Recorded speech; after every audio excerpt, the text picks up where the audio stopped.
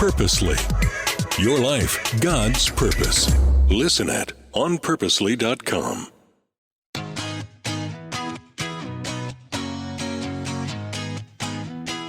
Today on the AllMomDoes podcast, I'm Julie Lyles Carr. I'm your host, and we are part of the Purposely Podcast Network.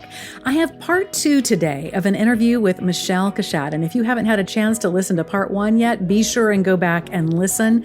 She is a powerhouse on so many fronts, and my intention was that we were going to do just the one usual interview, and the further we got in the conversation, wow, I just had to keep going. I wanted to hear more. I wanted to get more of her wisdom, more of her insight. And so today is part 2. Be sure and take a listen.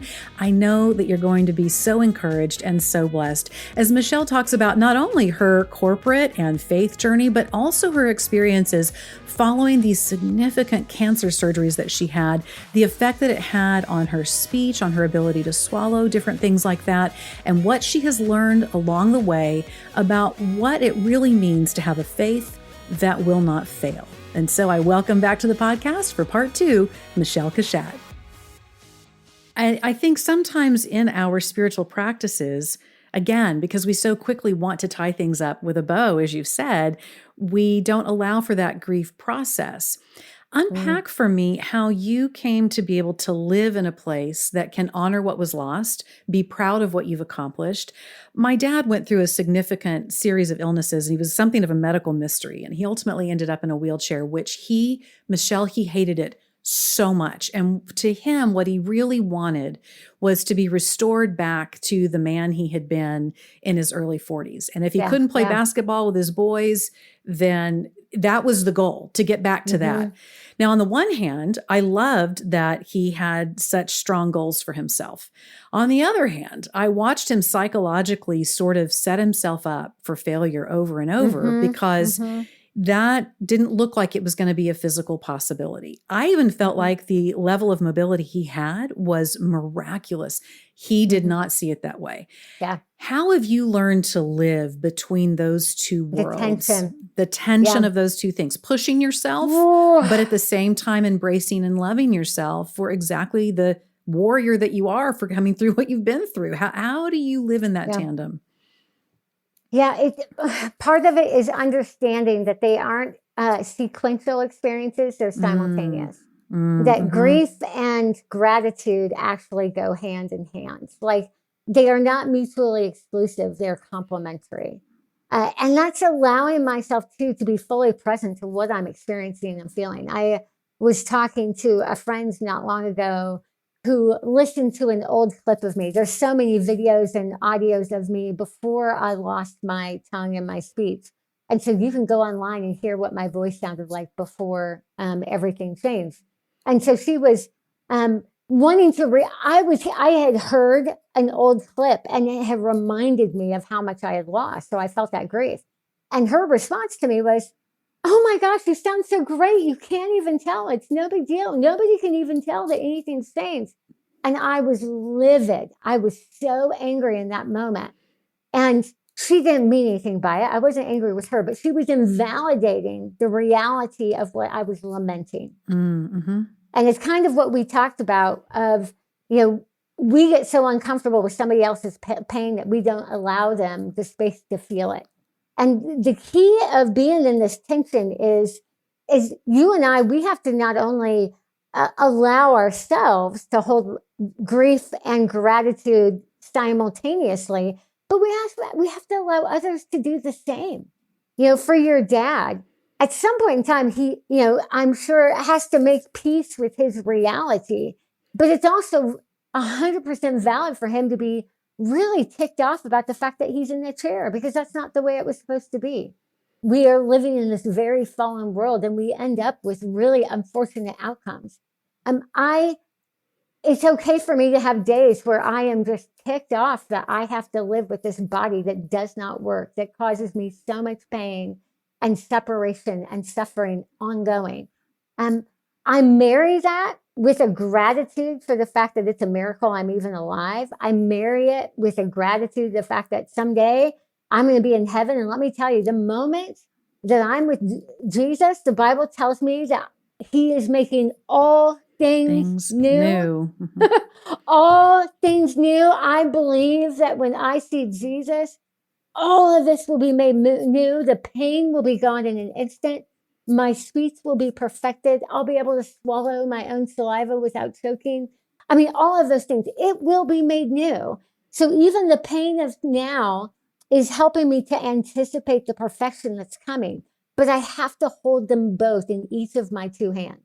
I don't ignore my grief, and I don't ignore the reality of God's redemption. I hold them both. And that means I allow myself to weep and even get angry, but I also allow myself to have joy and anticipate with hope what's going to be ultimately made whole in me.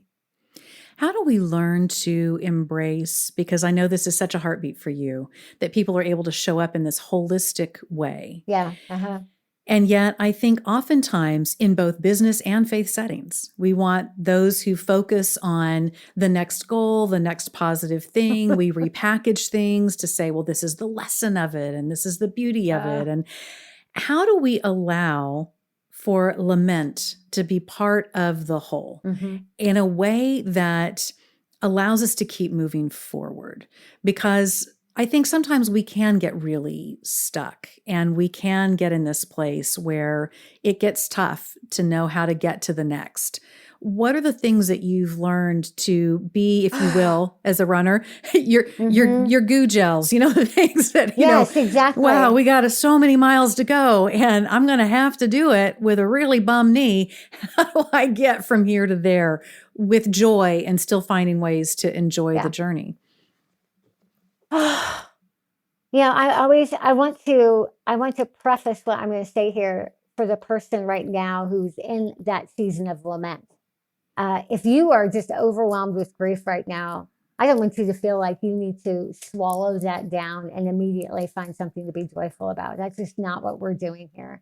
Whatever it is you're grieving, it is valid and it's worth grief. I mean, it is worth grief.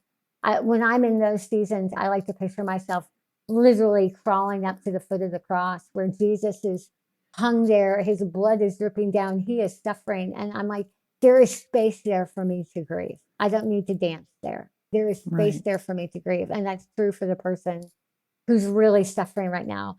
One thing that I am doing, and I talk about this in the book, the practice of perspective, which at first can sound trite, but it's really helping me. I don't just try to look for the good of my life. Like, I still have so much to be thankful for. That doesn't help me deal with the reality of the fact that I'm in pain and I can't talk and swallow and eat very well. What I try to find is, and I try to notice, I guess is what I should say, is the ways that I am experiencing things not in spite of my losses, but as a direct result of them.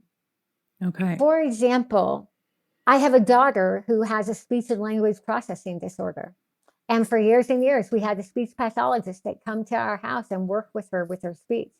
Well, guess what? I have worked with a speech pathologist myself. And so she dealt with some identity issues of feeling like something was wrong with her because of her speech, because she needed help with her speech and language processing. Well, guess what? I understand feeling different. My loss was exactly what was needed to be able to empathize and connect with my daughter and let her know that she is just as valuable, that she is not less than because of her language challenge any more than I'm less than because of mine. I'm not. And what a unique, this is not a good that came in spite of my loss. This is a good that came as a direct result of my loss. That gives me hope. Another example. One of my good friends was in Florida I can't remember, doing some kind of, went to see a special doctor in Florida. She was in the doctor's waiting room. Radio was playing on the intercom like happens in the doctor's waiting room, right? You listen to some weird AM station, whatever. And all of a sudden she heard a familiar voice. And she knew it was familiar because it sounded like nobody else's voice. It was my voice. Mm-hmm. I have a very unique voice now because of my speech disability. Okay. She heard it. And without the radio announcer saying who it was, she knew it was me because I have a very unique sound. And she immediately texted me and they're like, I'm in this doctor's office and I hear you talking and I know it's you because nobody sounds like you. And all of a sudden, this thing that I thought was a liability actually became an advantage. Mm-hmm. I thought my speech changes would make it so I would not be able to publicly deliver presentations anymore, that people wouldn't want me on their podcast, that I would sound too annoying for anybody to listen to me. And there are certainly people who think that. However, I've also noticed a vast majority of people hear the unique tenor of my voice, my unique tone and delivery, and they actually lean in because something's different about me. Mm-hmm. And they pay more attention. And so this thing that is a reason for significant loss and grief has also become the very thing that gives me an advantage. Isn't that fascinating? Yeah. That's part of what God does. This is the beauty of God's redemptive purposes. He doesn't redeem us outside of our weaknesses and losses. He redeems us in them. Right. Right? And so the very things that we think are going to destroy us become the things that actually develop us and draw us closer to Him, and then enable us to fulfill these callings that we would have never had otherwise. That is so powerful. And you're right. One of the things that you will often hear about, I do audiobooks and things like that. And some of the things that I might not like as much about my voice, or this weird compilation that I have of having been raised on both coasts, but by Mississippi parents. And those are things sometimes that someone will choose me for, or you will hear someone who is technically an absolutely on-tone singer, but it's another vocalist who gets the job because their voice is distinctive, and it's distinctive enough that they know that it'll cause someone to listen. Those are the things that sometimes I think we reject, that it can be the very things that make us distinctive that we think we have to tone down, that we have to try to, pastor out. That we have to hide. And yet those are the very things often that give our message and our meaning all that more punch. Michele, do you find that your business clients, your corporate clients, have an easier time with some of your communication differences than maybe those in the faith community? Do you find it to be equitable, kind of both sides? Where have you found tremendous grace? Where have you been surprised you haven't found as much grace? What has that been like? It's easier to answer where I've not found as much grace. Isn't that ironic? We could probably talk about that too. Yeah. Those that have the harder time with it are people that really have a very formulaic faith. So they struggle with a life that does not look perfect because they want to somehow back up that imperfection into something that I did to cause it. Mm-hmm. Boy, do we love to talk about causality. Yeah, we want there to be a reason. And we either have to blame God or we have to blame the person. We can't just accept the reality that on this side of heaven, life is going to be complex and imperfect, right? We need to blame somebody. And boy, we do a really good job of blaming people for their own pain, right? I find that this is the story that came to mind as you were talking, and it's now solidified. I think of the woman at the well with Jesus.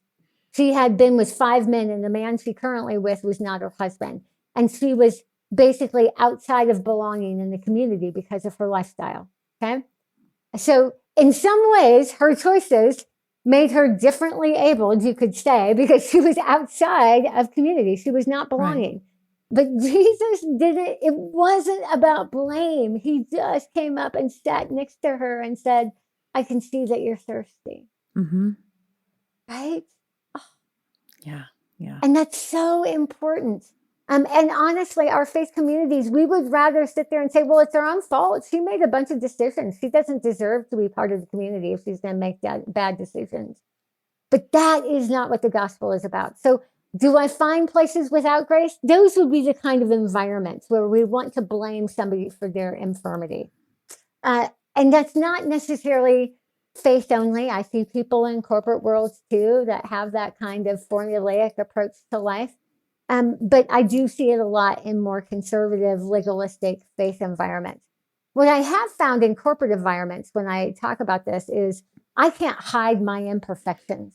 And one thing that I see in corporate relationships is there's a high need to project a strong, perfect, invincible front. And boy, I just punch holes in that right away. Yeah. Executive presence. I Boom, boom, know. boom, boom, boom. I'm like, you know what? I have no time for your nonsense. All right. So we are, I kind of approach everything. I'm on borrowed time here. It's a miracle I'm here. I'm not going to play games with you. So we're going to tell the truth. All right. And so this is my reality, and it's not going to define me or my conversation, but I'm not going to accept anything but your whole self. So if you're going to show up and tell me the truth, we can get some good work done. Yeah. But if you're going to play games and put on a facade, I can't help you. Right. So what will it be? I love that. And I put them on the spot.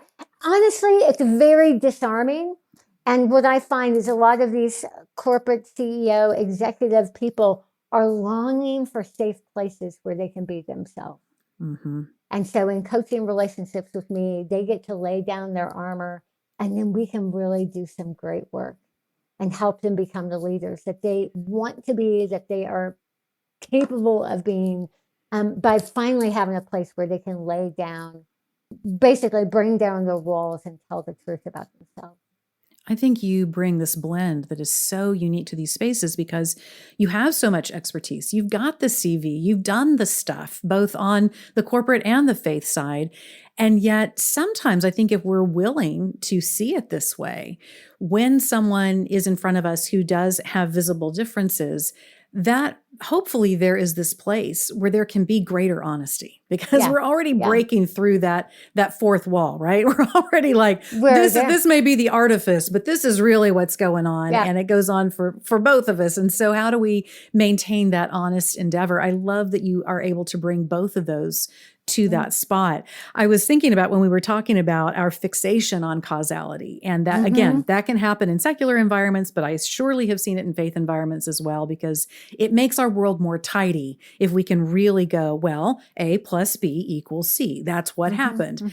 And I think about the disciples asking Jesus about a man that Jesus encountered who was differently able and saying, whose fault was it? Was it his mom and dad? Was it his? And Jesus said, this is for the glory of God. And you talk about a paradigm shift for the way that the disciples needed to look at that situation. This is so radically different than what they probably anticipated that he was going to say. How can we do a better job moving forward in terms of making things more inclusive across the board? And I know that sometimes that word inclusion makes people feel really nervous. And yet when I look at the rabbi that I follow, he was really about busting down those walls and opening those doors. Yeah. He was all about inclusivity and belonging and love and acceptance. That doesn't mean that he wasn't hard on calling out injustices and poor behavior, all of that kind of stuff. But boy, he started with love. I mean, 1 John, real love casts out fear. We should be leading with love, not leading with fear. That is where we should be. We need to focus on becoming really good at that first before we do anything else. But this whole, we have such a, I think behind even our struggle against this inclusivity and belonging is our need to have really clean lines and neat edges around everything. And that's just not how life works. We are part of our spiritual maturity, emotional maturity, relational maturity is allowing things to be complex, to have a measure of mystery, and to be beyond our control. Yeah. Unfortunately. Just let that sit there for a minute, right? Yeah. I'm feeling that on my big toes being stepped on right now. Allowing ourselves to accept what is, right? To sit there and to say, but this is our reality. We still have our eyes on the fact that the promised land is coming, heaven is coming, redemption is coming, but this is today. So if I can sit there and let what is be, and just love the people in front of me in this reality without them needing to get their act together in order to be worthy of my kindness and love, that kind of embracing brings a new level of strength and maturity and grace. I mean, that's the gospel embodied. I think of the whole gospel summed up in while we were yet sinners, Christ died for us. He didn't require us to get our act together in order to save us. Like, it was a mess, and he entered into the mess. So why wouldn't we do the same, right? Right. And that's part of inclusivity, is learning to embrace differences, learning to embrace discomfort, learning to allow mystery around how God acts or doesn't act, or thinks or doesn't think, or behaves or doesn't behave, and just to be as present as we possibly can to the truth about ourselves, the truth about our reality, and the truth of the fact that regardless of how messy it is now, that Jesus is coming back and he's going to make all things new. Yes. You know, in this book, in your newest book, you've done such powerful work in your previous books, in the book I Am and in Undone. And in this one, what I think is really profound is taking a look at the places where we have crafted faith, what we call faith, into something that is scaffolded on a lot of contingencies. And when those contingencies, like a game of Jenga, get shoved out, then we see people's entire structures of how they've looked at faith collapse to the ground. I think one that we're seeing right now that's very profound is when bad players, or even well-intentioned, but, you know, maybe not as well-informed as they should have been, players, take a church environment and it becomes toxic. Yep. We've seen things like being very, very specific and wanting to really button down exactly what we think happened when it comes to the way that God created this world, when he created this system, when he created the laws by which we live. And we see people get their faith completely bedrock on that.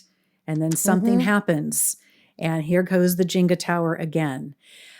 In our current environment, which feels like we have a lot of people who've been trying to carry around Jenga platters and they're getting rocked. Yep. What were the elements that you were looking for, the things that you could say, okay, in all of the crazy in my life, in all of the crazy in people's lives I see out there, these are the elements that I know are not going to change. How were you able to define those in a way that helped you understand that this is what a faith has to be predicated on? There's a quote that I read in Timothy Keller's book, The Reason for God, where he says it is here, let me pull it up so I can say it exactly right. It is not the strength of your faith, but the object of your faith that actually saves you. Ooh. Read it again. It is not the strength of your faith, but the object of your faith that actually saves. My friend, that algebra equation, when it comes to our faith lives, we have it inverted so often. Yep, I have it inverted all the time. If I can just believe big enough, strong enough, I can make this whole Jenga thing stick together. And that's why we pray prayers like, God, if you will just heal me, I will believe in you. But what we're doing then is we're putting our faith in an outcome when we should be putting our faith in a person. Okay. At some point in life, okay, this is so hard for us, but we have to wrestle with this. At some point in life, our prayer for healing is not going to be answered the way we want it to. Even if God, we all die, mortality. Right? Even if he answers every other prayer for healing, at some point in time, our prayer for healing will not be answered the way we want it to. That is a fact, okay? So if our prayer isn't an outcome, we will be disappointed. Outcomes are like building your home on toothpicks, okay? Building your faith on toothpicks. It doesn't work. Instead, we need to get grounded into the truths that don't change, okay? Jesus is the one who was the same yesterday, today, and tomorrow. That doesn't change. Everything else will change. Romans 8 says, for what will separate you from the love of God? Shall trouble or hardship or persecution or famine or danger, nakedness or danger or sword? No. In all these things, we are more than conquerors through him who loved us. And then it goes on to say, for I am convinced that neither height nor depth, neither angels nor demons, neither life nor death, nor anything else in all creation will be able to separate you from the love of God in Christ Jesus, our Lord. The love of God in Jesus is the object of our faith. That's it. That's the footings that your faith is built on. Anything else, if your faith is built on an outcome, on a relationship, on a diagnosis, on a healing, on your physical body, if your faith is built on any of the other things, it's a crapshoot, okay? It is not guaranteed.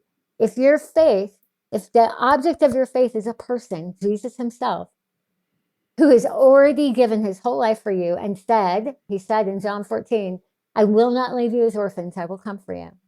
If that is the foundation of your faith, then it cannot fail. I love that. And for so long, I think that we have tried to create structures around what we want to be true and what would make life easier into those places that we simply have no control. I think that's one of the things that still continues to be really difficult. I think it's something we see that is the reminder in the differently abled community, like somebody lost control somewhere. This would not have been the outcome. What happened? Yeah, I see, it's the people who have children born with disabilities or, different abilities or diseases or whatever. They're like, what did I eat during pregnancy that caused my fault? I mean, we can go on and on. I've had people let me know that I ate too many Reese's peanut butter cups and that's why I got cancer. I've heard all of it. I've heard all of it. I mean, we so much want to have a finger to point at the thing to blame. Okay. But remember, Jesus was crucified. And we can point a finger at who's to blame for that too.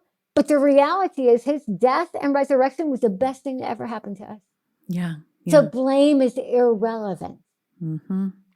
Blame doesn't get us anywhere. And when I think about Christ's resurrection, what has always stood out to me, well, I say always, what I finally really paid attention is that when he comes back for the disciples to be able to recognize him, he still bears the scars, which even in that is really interesting to think about when we think about this idea that he's going to come back and make all things new.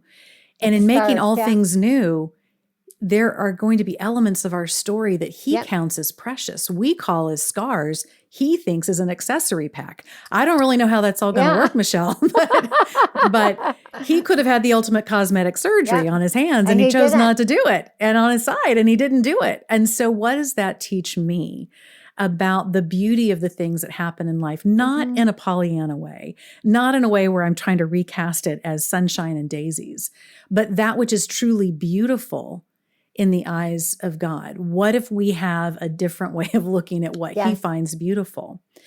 What do you now hope forward? Because you've got these beautiful books you've written, you have this incredible coaching you've done, you've got this legacy of work that you've got out there. What are you looking toward in your next? And, as someone who's had to stand and face her own mortality and to have doctors say, we'll see what happens. What do you carry now forward that hopefully doesn't feel frantic or frenetic, but feels like on mission for you? What does that look like today?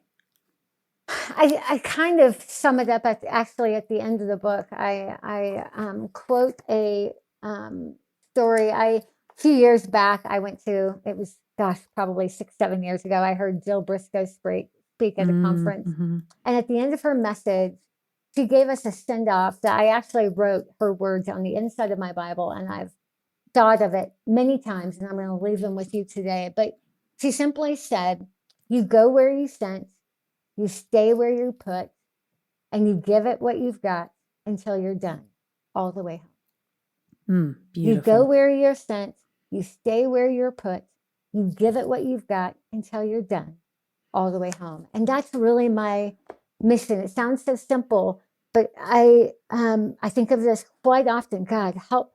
This is where I am right now. Help me to walk this out in faith. Help me to do exactly what you would have me do in this square piece of real estate. I have no idea if I'll have it tomorrow, but I have this square piece of real estate.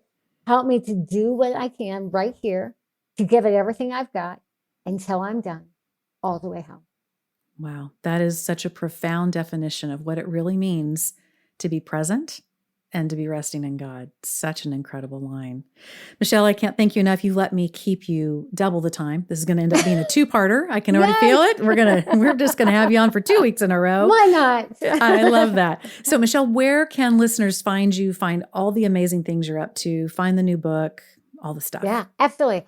The easiest place to find me is at my website. So it's michelecushatt.com. That's Michele with one L, Cushatt with 2 T's. If you add a /faith, you can get everything about the book, A Faith That Will Not Fail, including free downloads and resources and memes and graphics and screensavers, all the things. But you can get all of that there. And then if you want to connect with me on social, all of my social links to Instagram, Facebook, LinkedIn. Those are the places where I spend most of my time. You can connect with me there. I would love to hear from you. Awesome. We'll get all those links into the show notes so that the listener can find you. What an incredible and important conversation, Michele. I can't thank you enough for being on today. My pleasure, Julie. Thank you. And listener, I really hope that you've enjoyed this series. Make sure that you go back and listen to some of the previous guests. And I will be bringing some more thoughts as we wrap this up. And I want to connect with you too on all the socials, Julie Lyles Carr, all the places. That's LYLESCARR. And then, Julie. And be sure and check out AllMomDoes.com and AllMomDoes on the socials, because you're going to find there a great community of women who are in the same stages and seasons of life that you are, raising kids, launching kids, building your love in your life, following God, building a career, all this stuff. You will find all kinds of inspiration and encouragement. I'll see you next time on the AllMomDoes podcast.